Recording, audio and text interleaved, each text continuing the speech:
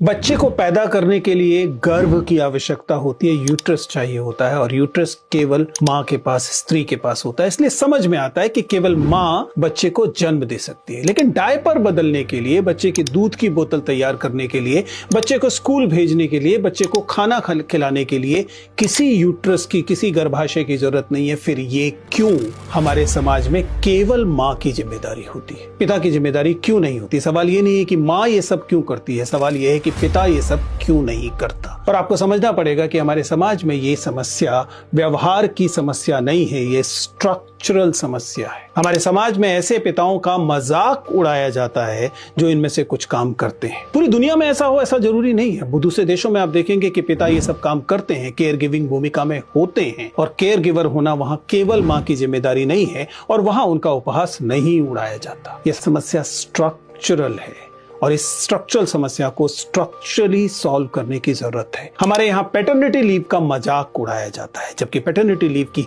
संख्या लगभग maternity leave के बराबर होनी चाहिए और एक ऐसा समाज होना चाहिए जिस समाज में दोनों इस जिम्मेदारी को साथ साथ बराबर तरीके से निभाएं। तो कुल मिलाकर मदर का केयर गिवर भूमिका में एक्सपेक्ट किया जाना हमारे समाज का संरचनात्मक दोष है।